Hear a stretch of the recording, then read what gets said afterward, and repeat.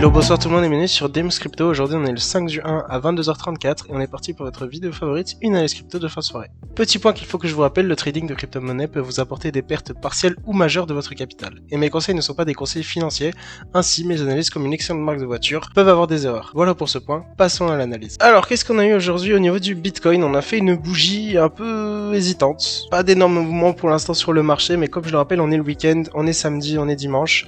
Samedi c'était la journée d'hier, on voit qu'on n'a pas eu beaucoup de mouvements. Et aujourd'hui on est dimanche, on voit qu'on n'a pas eu non plus beaucoup de mouvements.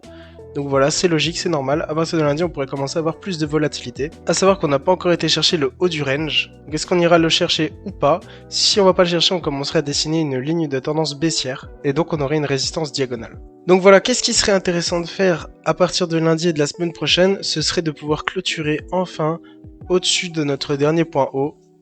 Clôturer au-delà de ce dernier point haut, donc clôturer au-delà des 99 413. Sachant que en ce moment sur le Bitcoin, on enchaîne les points hauts plus bas en daily. Si on arrive ici à clôturer ce point haut, soit au même niveau, soit au-delà, on a un changement de tendance. Et donc on repart à la hausse. Ici, si dans les prochains jours, on va chercher ce prix des 99 386 et qu'on redescend, alors on pourra avoir une figure chartiste d'épaule tête épaule qui se dessinerait avec un peu de chance. Ici, un épaule tête épaule inversé, je le rappelle, ce serait une figure chartiste qui nous amènerait directement vers les 106 279 $. Donc le Bitcoin est en ce moment un actif vraiment à surveiller, parce que si on a une forte confirmation sur le Bitcoin, alors on pourrait avoir un Bitcoin qui part à la hausse très très vite ou qui part à la baisse très très vite. Les gens sont aux aguets, donc il faut qu'on soit aussi de notre côté aux aguets, et c'est très important. Ensuite, je le rappelle au niveau de la liquidity map, la liquidité agit comme un aimant sur le prix du Bitcoin. Ici, on est entre deux liquidités, donc on a un prix qui pourrait très bien partir à la baisse comme à la hausse. Ici, la liquidité n'est pas un bon indicateur en ce moment, étant donné qu'on est entre deux belles liquidités. Ensuite, pour la semaine qui arrive, au niveau des événements du calendrier économique, on va avoir pas mal de choses, étant donné que c'est pas une semaine de fête comme la semaine dernière ou celle d'avant. On aura à 9h50 en France le PMI Service, on aura à 14h en Allemagne l'IPC mensuel et à 15h45 au niveau des États-Unis le PMI Service. Ensuite, sur mardi, on entame à 8h45 pour la France l'IPC mensuel.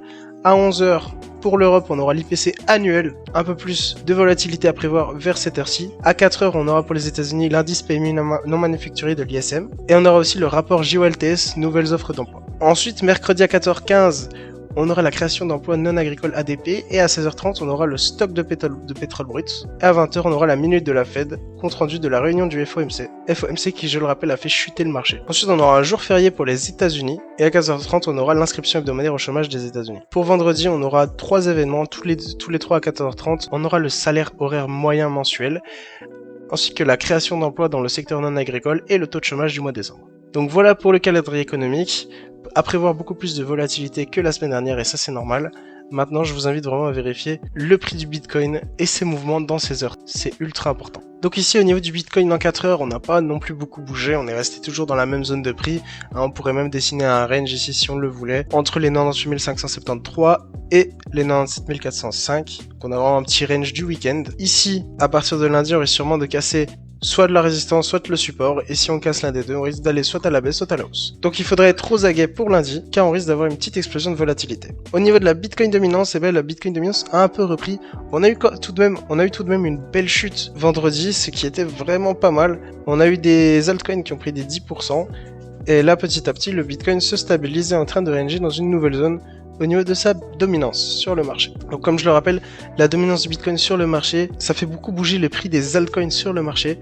À savoir qu'un Bitcoin qui est très dominant, c'est des altcoins qui seront très peu dominants, et donc si le Bitcoin est dominant, s'il perd en pourcentage, les altcoins eux perdront beaucoup plus. Et si le Bitcoin pète alors qu'il domine le marché, alors il pètera plus ou moins tout seul. Je le rappelle d'ailleurs que vous pouvez trader toutes ces cryptos sur BingX avec des frais réduits grâce à mon lien de parrainage dans la description, donc vraiment sautez sur l'occasion. Vous avez aussi une alternative BitGet qui est beaucoup plus sécurisée.